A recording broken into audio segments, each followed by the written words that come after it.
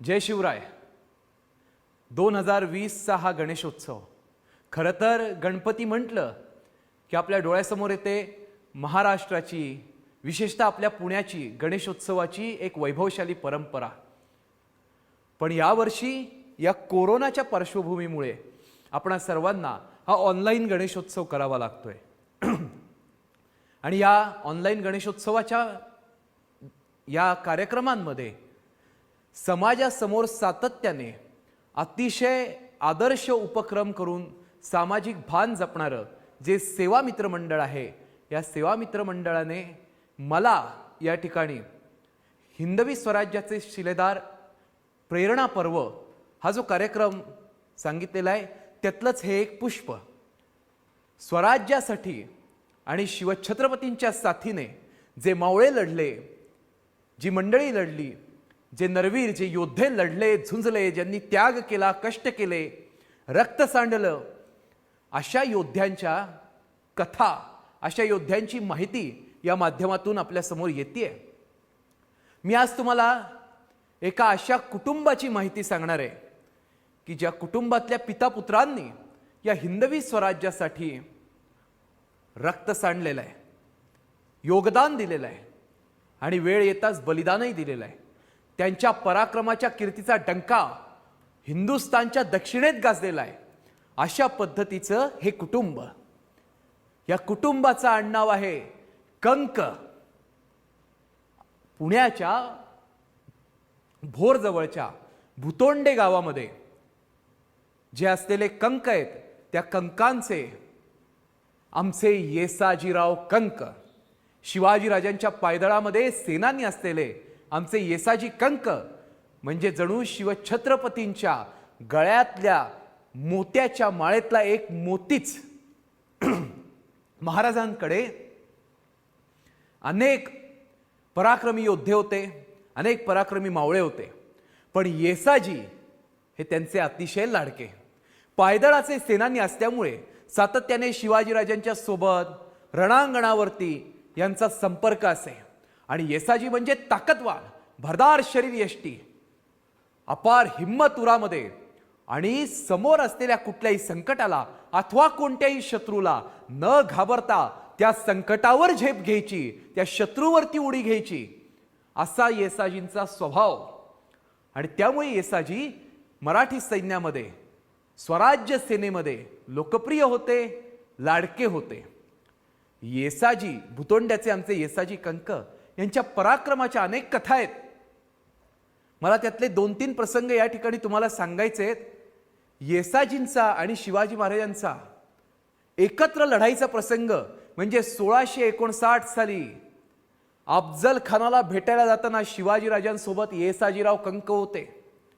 कारण येसाजी मुळात विश्वासू माणूस, आणि शिवाय 2 हातात 2 तलवारी घेतल्या की समोर असलेल्या 10 ते 12 शत्रूंना एका वेळी रोखून धरायची ताकद येसाजींच्या अंगामध्ये होती.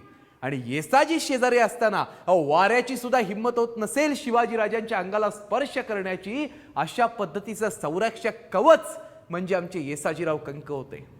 येसाजींनी जावळीच्या रणांगणामध्ये पराक्रम गाजवला. त्याच्यानंतर पुण्यामध्ये ज्यावेळी शाहिस्तेखानावरती हल्ला झाला, शिवाजी महाराजांनी तो हल्ला केला. गोकुळात शिरलेल्या कालिया नागाला उपटून टाकण्यासाठी त्याला ठेचावा लागतो. ही नीती, ही कृष्ण नीती शिवछत्रपतींनी त्याचा वापर केला, ती अंमलात आणली. आणि एवढ्या 80,000च्या फौजेमध्ये आतमध्ये शिरून निवडक साथीदारांनिशी त्यांनी शाहिस्तेखानाला ठोकून काढलं. त्यावेळी पूर्ण हिंदुस्थानात ही बातमी ज्यावेळी गेली, त्यावेळी शिवछत्रपतींची दहशत इतकी बसली की शिवाजीराजांवर चालून येण्यासाठी मोगलांचे सैनिक तयारच व्हायचे नाहीत. थरथर थरथर कापायचे, पण दक्षिणेत आम्हाला पाठवू नका, अशा पद्धतीची त्यांची मनस्थिती होती. आणि ती जी अतिशय अवघड पद्धतीची मोहीम होती, ज्याच्यामध्ये जीवाशी खेळ होता, आजच्या भाषेत जर सांगायचं झालं तर प्रचंड रिस्क होती, अशा योजनेमध्ये शिवाजीराजांच्या सोबत येसाजी कंक होते, चिमणाजी बाळाजी देशपांडे होते. पण येसाजी होते कारण येसाजी अगदीच पूर्वीपासून शिवाजीराजांच्या सोबत असल्यामुळे त्यांना सह्याद्रीचा आणि आसपासचा पुरा परिसर माहीत होता आणि त्याच कारणासाठी येसाजीराव शिवाजीराजांच्या सोबत कायम असायचे. मी तुम्हाला येसाजीरावांचा एक पराक्रम सांगतो, तुम्ही ठरवा त्याच्यावरून.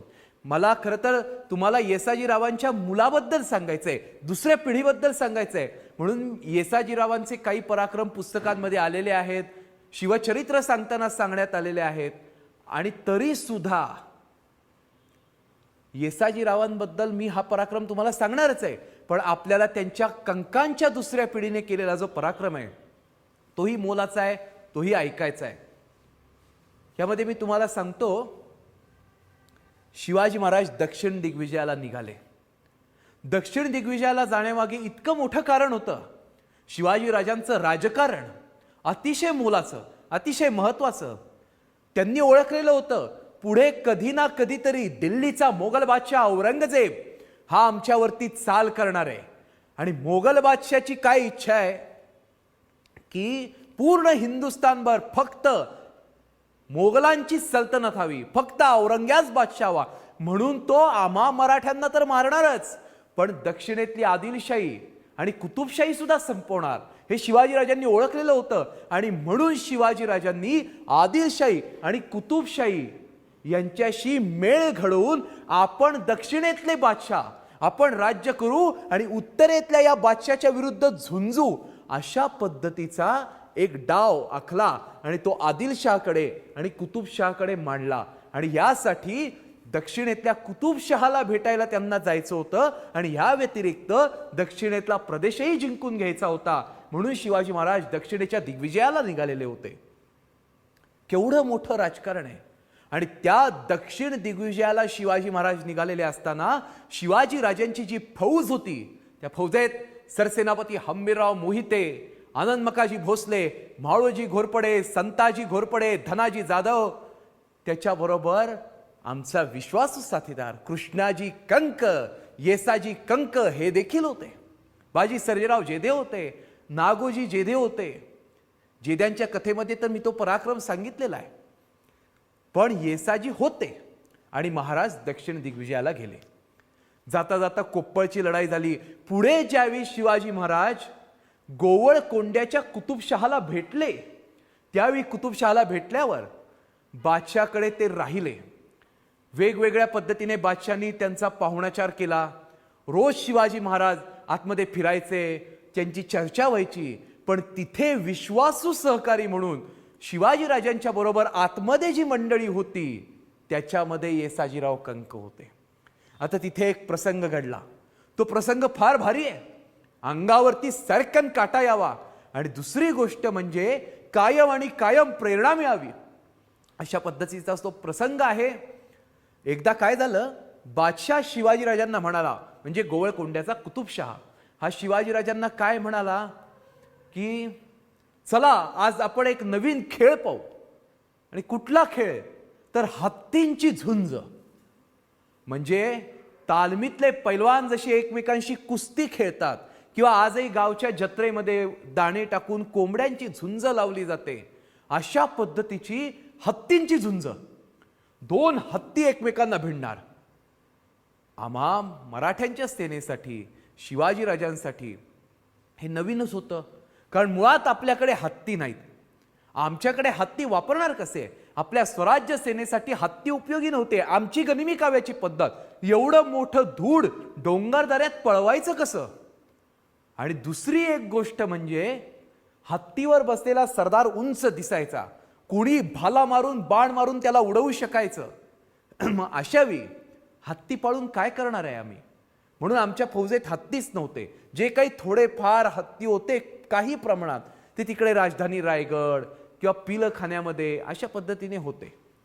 तर शिवाजी महाराजांनी होकार दिला आणि दवंडी पिटली गेली पूर्ण शहरामध्ये की आज हत्तींची झुंज होणार आहे, शिवाजीराजे ती बघायला येणार आहेत. तरी या ती झुंज होती दुपारची.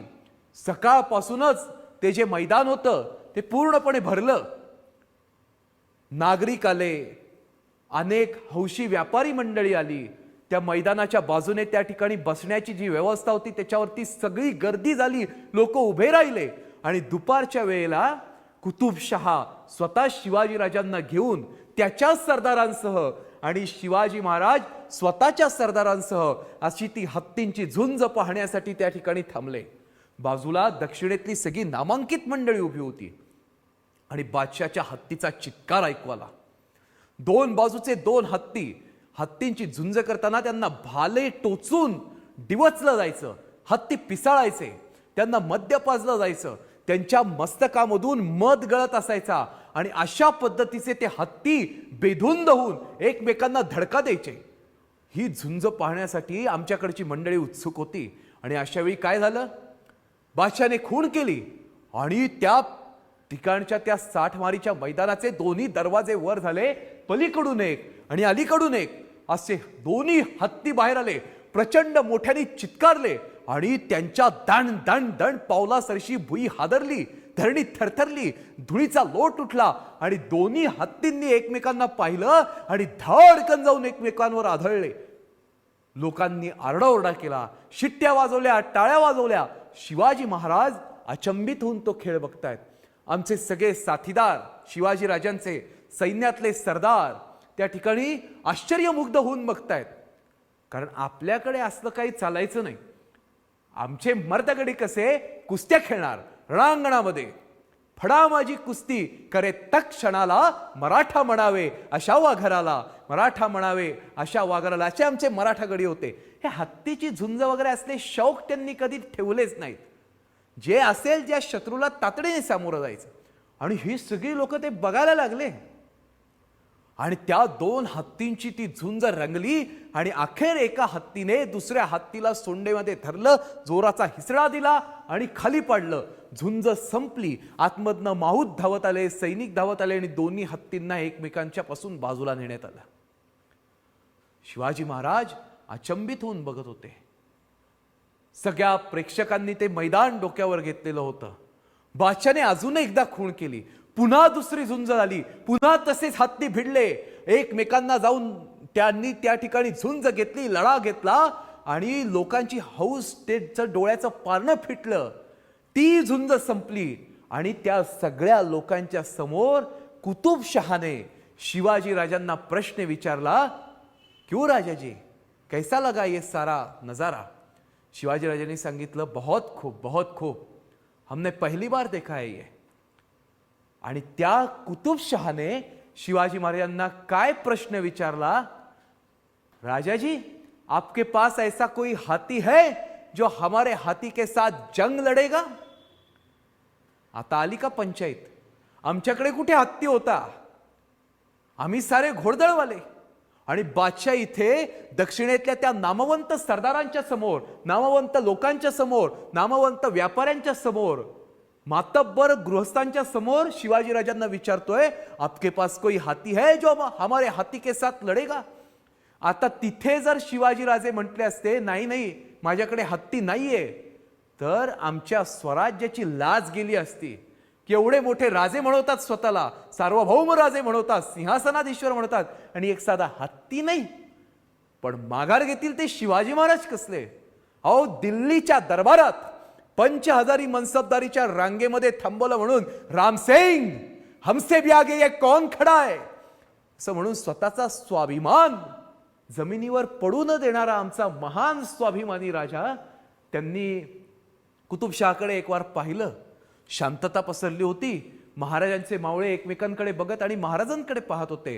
आणि शिवाजी महाराजांच्या मुखातून शब्द बाहेर आले, हमारे पास हाथी तो नहीं है, लेकिन मेरा हर एक आदमी इतना ताकतवर है जो हाथी के साथ जंग लड़ सकता है.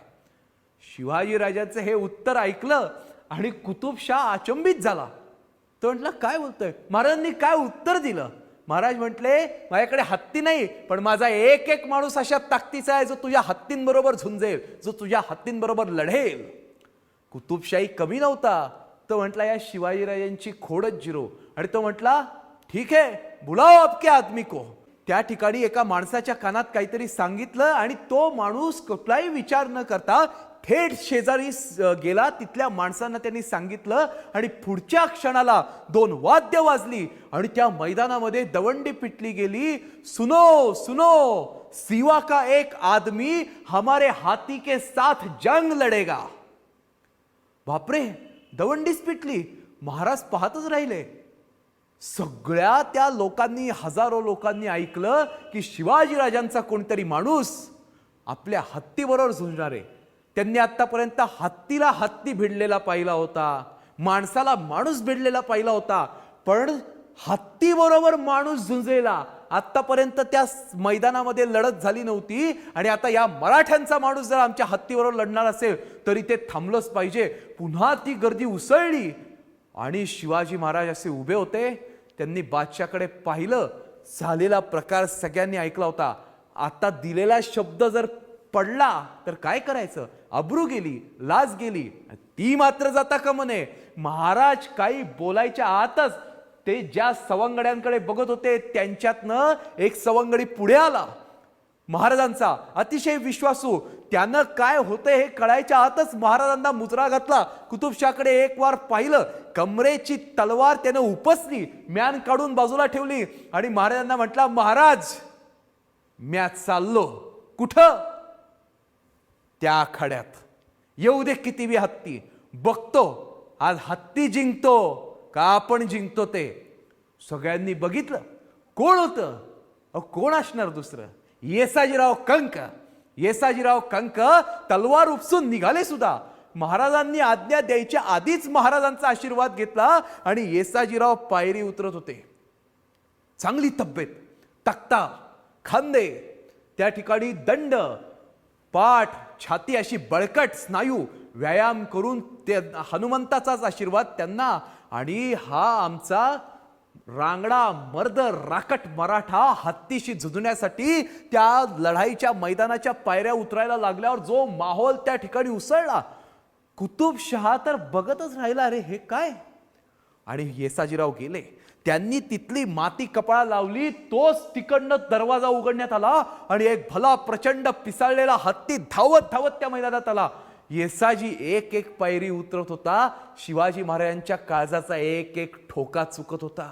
लहानपणापासून साथ सोबत केली आहे. जर काही बरं वाईट झालं तर काय, आई भवानी माझ्या येसाजीला यश दे ग, माझ्या येसाजीला यश दे. महाराजांच्या जीवलगांचे जीव काळजातनं उडाले आणि येसाजीराव मात्र त्या ठिकाणी त्या मातीचा भंडारा कपाळाला लावून हातामध्ये तलवार घेऊन काळ भैरवाच्या आवेशात तिथं थांबलेले. आणि हत्ती आला. त्या पिसाळलेल्या हत्तीला समोर माणूस दिसला. लोक आरडाओरडा करायला लागली आणि त्या माणसाला एका धडकेमध्ये आपटू असा विचार करून हत्ती येसाजीरावांच्या दिशेनं झेपावला. धड धड पावलं टाकत आला आणि जसा हत्ती जवळ आला आणि त्यानं धडक दिली तेवढ्यात येसाजीराव चपळ. येसाजीरावांनी त्याच्या सोंडेच्या आणि पायाच्या मध्ये असलेल्या फटीतनं जोरात उडी मारली आणि ते त्याच्या कानाच्या मागच्या बाजूला पायाजवळ गेले. हत्ती जाऊन भिंतीवर आदळला आणि हत्ती भिंतीवर आदळल्यावर त्याला मागे वळायला जो वेळ गेला त्याच्या आत येसाजीरावांच्या हातातली आसिका, त्यांच्या हातातली समशेर लाक्कन चमकली आणि ती फिरली आणि रक्ताचा धबधबा त्या ठिकाणी चालू झाला. रक्ताचे थेंब उडाले आणि त्या एवढूशा दिसणाऱ्या येसाजीरावांनी समोरच्या हत्तीची वळण्याच्या आधीच सोंड छाटून टाकली होती आणि हत्ती त्या ठिकाणी चित्कारत होता. त्याची सोंड जागेवर नव्हती, रक्त पडत होतं आणि पुढच्या 2 क्षणांमध्ये रक्तबंबाळ झालेला तो हत्ती धडकन खाली कोसळला आणि त्या मातीमध्ये झोपला, आडवा झाला. आणि 6 फुटांचे आमचे येसाजीराव हातामध्ये तलवार घेऊन कमरेवर हात ठेवून असे उभे होते. त्यांनी शिवाजीराजांकडे पाहिलं आणि घोषणा केली, हर हर महादेव. त्याबरोबर त्या मैदानामध्ये जो एक कल्लोळ उसळला. महाराजांच्या डोळ्यामध्ये पाणी आलं. महाराज धावत धावत खाली निघाले. हंबीरराव होते. हंबीरराव गेले आणि त्यांनी येसाजीरावांना खांद्यावर जणू उचललं आणि ते निघाले तिथं. अहो लोक बेभान झाली आनंदानं. कुणी उपरणं टाकलं, कुणी शेले टाकले, कुणी हातातल्या अंगठ्या टाकल्या, पण ते गोळा करायला येसाजीराव थांबले नव्हते. येसाजीराव पुन्हा महाराजांच्या पाशी गेले, महाराजांच्या पाया पडले, महाराजांना मुजरा केला आणि पुन्हा बाजूला जाऊन महाराजांच्या रक्षणासाठी उभे थांबले. काय निष्ठा आहे, काय हिम्मत आहे. बाप रे बाप. सगळं झालं आणि रात्रीच्या वेळी कुतुबशाहने महाराजांना विचारलं, वो आपका जो आदमी ना वो जंग लड़ रहा था, वो नीचे जा रहा था, हमने देखा आपकी आंखों में आंसू थे, ऐसा क्यों हुआ. शिवाजीराजांनी जे उत्तर दिलं ना ते उत्तर फार सुंदर होतं. महाराज म्हटले, माझा एक एक माणूस हत्तीच्या तोडीचा आहे हे खरं आहे, पण जर त्या लढाईमध्ये मी माझा येसाजी गमावला असता तर 10 हत्तींना अंगावर घेणारी माझी मराठी ताकद मी गमावली असती, म्हणून माझ्या डोळ्यामध्ये पाणी आलेलं होतं. हा महाराजांचा येसाजीवर जीव आणि येसाजीचा महाराजांवर. हे कंकांचा पराक्रम आहे. हा असा आहे, समोर संकट कोणतं पण येऊ दे, आम्ही छाताडावर झेलू, आम्ही स्वराज्याच्या साठी प्राणाशी खेळू. असंच झालं. संभाजी महाराजांच्या राजकीय कारकिर्दीमध्ये औरंगजेब बादशाह ज्यावेळी हिंदवी स्वराज्य संपवण्यासाठी दक्षिणेत उतरत होता, त्या ठिकाणी सरदार पाठवत होता, अशा वेळी कोकणातला आणि दक्षिणेतला एक अतिशय महत्त्वाचा किल्ला म्हणून फोंडा ओळखला जायचा. या फोंड्यावर पोर्तुगीजांनी आक्रमण केलं. कौंट दी अलवार आणि कॅप्टन कास्ता नावाचे त्यांचे 2 प्रमुख होते. ह्या कौंट दी अलवार विरजई जो होता, त्या व्हाईसरायनी त्यांनी तोफा आणल्या. फोंड्याच्या किल्ल्यामध्ये कमी आहेत मराठे लोक, ही बातमी त्याला कुठल्या तरी गद्दार हलकट लोकांनी सांगितली, जे आमच्यातलेच होते. ते त्याला फितूर झाले आणि त्यांनी सांगितलं या किल्ल्यात मराठे कमी आहेत. पण संभाजी महाराज काही कच्च्या गुरूचा चेला नव्हते. त्यांनी सुद्धा वेळीच ओळखलं होतं की कधी ना कधीतरी एक दिवस या महत्वाच्या किल्ल्यावरती पोर्तुगीज किंवा सिद्धी आक्रमण करणार, आणि म्हणून त्यांनी त्यावेळी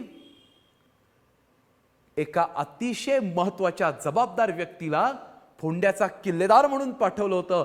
त्या व्यक्तीचं नाव होतं येसाजी कंक. येसाजी त्यावेळी फोंड्यात होते आणि जसे पोर्तुगीज आले, डिसेंबरचा महिना होता, पोर्तुगीजांच्या तोफांनी फोंड्यावरती भयंकर मारा चालू केला. धड धड आवाजात पोर्तुगीजांच्या तोफा गरजायला लागल्या. बुरुजाची तटबंदीवरती जसा गोळा येऊन आदळू लागला, भेगा पडू लागल्या, माती ढासळू लागली, चिऱ्याचे तुकडे पडू लागले. तो लाल दगड त्या ठिकाणी वापरण्यात आलेला तटबंदीचा थाड थाड थाड थाड त्याला तुकडे जाऊ लागले. येसाजींच्या काळजाच्या ठिकऱ्या ठिकऱ्या होऊ लागल्या. येसाजी झुंजतायत, तटबंदीवरून इकडून तिकडून धावतायत, तोफांचा मारा तेही करतायत. असलेल्या बंदुकीतून गलोलींमधून त्यांना रोखून धरलेलं आहे. एका विशिष्ट टप्प्याच्या पुढे ते शत्रूला सरकू देत नाहीये. अशा वेळी आम्हाला मदत येणं गरजेचं होतं, पण आमचे सारे सरदार, स्वतः शंभूराजे हे औरंग्याविरुद्ध झुंजण्यात त्या ठिकाणी लढा देत होते, व्यस्त होते. पण बातम्या मात्र सगळ्या त्यांना कळत होत्या. फोंड्यावर लक्ष संभाजीराजांचंही होतं, फोंड्यावर लक्ष सरसेनापती हंबीररावांचंही होतं, आणि फोंड्यावर लक्ष औरंगजेबाचंही होतं. ही आताची जी दिवस आणि त्या दिवसांनुसार घडणारी योजना होती, ही पूर्ण कोकणातल्या परिसराचं त्या ठिकाणी नकाशा बदलून टाकणारी होती. फोंडा जर पोर्तुगीजांनी गिळला असता, फोंडा जर पोर्तुगीजांनी जिंकला असता, तर त्या ठिकाणचा आसपासचा सगळा महत्वाचा प्रदेश त्यांना मिळाला असता. पण येसाजीरावांनी चिवट झुंज दिली. त्यांनी फोंड्यात पोर्तुगीजांना पाऊल ठेवू दिलं नाही. आणि अशा वेळी एक दिवस तोफांचा भयंकर मारा चालू असताना काय झालं, त्या कास्तानी आघाडी घेतली आणि त्या तटबंदीवर धडाकाच लावला. लांब पल्ल्याच्या तोफाडून मारायला सुरुवात केली. येसाजींबरोबर किल्ल्यामध्ये त्यांचा लेक कृष्णाजी कंक होता. कृष्णाजी त्या तटबंदीच्या बुरुजावरती लढत होता आणि त्याच्या शेजारच्या बुरुजावरती धडकन येऊन गोळा बसला आणि भगदाड पडलं. जे व्हायला नको होतं ते झालं. पोर्तुगीजांना आज शिरण्यासाठी भगदाड मिळालं. जसं हे कौंट दी अलवारनी पाहिलं, त्यानं कॅप्टन कास्ताला सूचना दिल्या आणि पोर्तुगीजांचे शिपाई सोबत बंदुका घेऊन, भाले घेऊन, एका राखीव तुकडीला घेऊन त्याच्या ठिकाणी आत जायला लागले. कृष्णाजीनं हे पाहिलं. येसाजीराव पलीकडच्या बाजूला झुंजत होते. त्या ठिकाणी कृष्णाजीने त्या भगदाडाच्या दिशेने किल्ल्यात शिरणारी पोर्तुगीजांची तुकडी पाहिली. कंकांचंच रक्त ते, या मावळचं, या सह्याद्रीच्या वाऱ्यांमध्ये नाहीलेलं, इथली माती कपाळाला लावून मोठं झालेलं, त्यानं 2 हातात 2 तलवारी घेतल्या आणि अभिमन्यू जसा भिंगरीसारखा गरगरत गरगरत चक्रव्यूहामध्ये घुसला. कृष्णाजीच्या कंठातून घोषणा बाहेर आली, जय भवानी. आणि तो कृष्णाजी कंक त्याने त्या तटबंदीच्या भगदाडाच्या इथे उडी घेतली आणि जे पोर्तुगीज शिपाई त्या ठिकाणून आत येत होते त्यांच्यावर तो तुटून पडला. कृष्णाजीच्या सोबतीला काही मंडळी होती, ती 10-12 जण शिपाई, ते मराठ्यांचे मावळे, आमची स्वराज्य सेनेचे, तलवारी घुमवायला लागले. पिसाटासारखे तिथे नडले, भांडले, झुंजले. चिवटपणे त्यांनी त्या ठिकाणी प्रतिकार केला. मागणं गोळ्या वाजतायत, भाले येतायत, बाण येतायत, पोर्तुगीजांच्या तुकड्या नव्याने येत आहेत, तरी सुद्धा कृष्णाजी हटेना. त्या ढिगाऱ्यावर तो थांबला. पण अशी झुंज किती वेळ देणार? पोर्तुगीजांचं बळ वाढलं आणि गोळ्यांचा मारा झाला आणि सट कृष्णाजीच्या अंगात गोळ्या शिरल्या.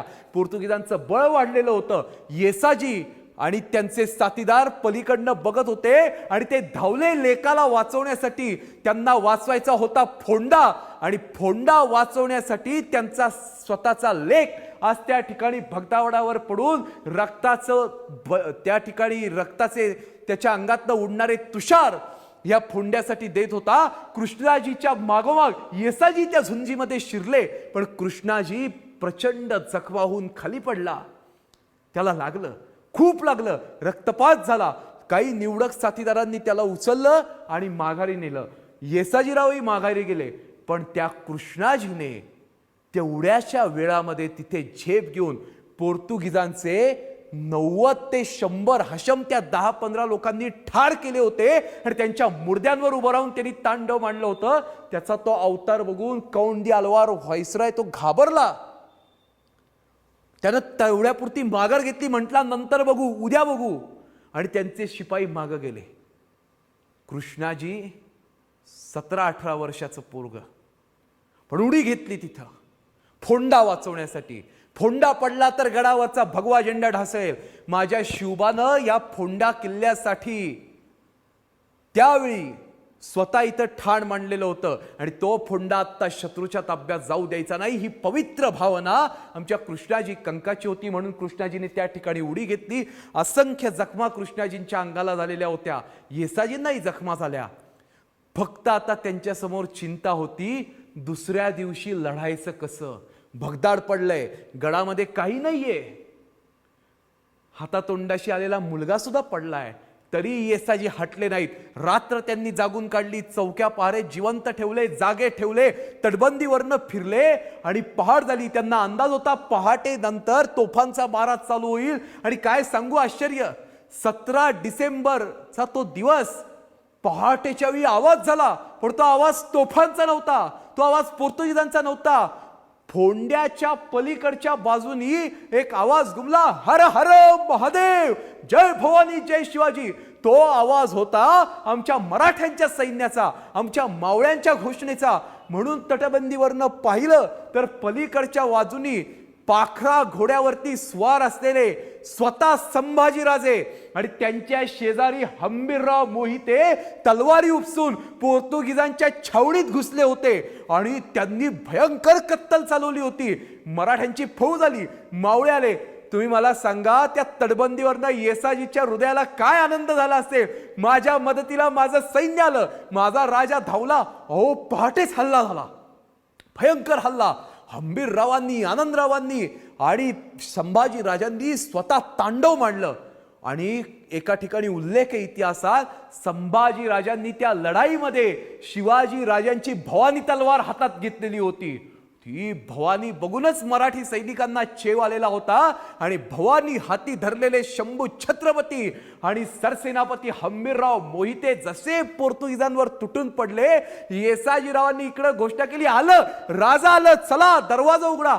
त्यांनी दरवाजा उघडला आणि किल्ल्यातल्या मराठ्यांना घेऊन ते त्या ठिकाणी बाहेर आले. पलीकडनं संभाजीराजे आणि अलीकडनं येसाजीराव.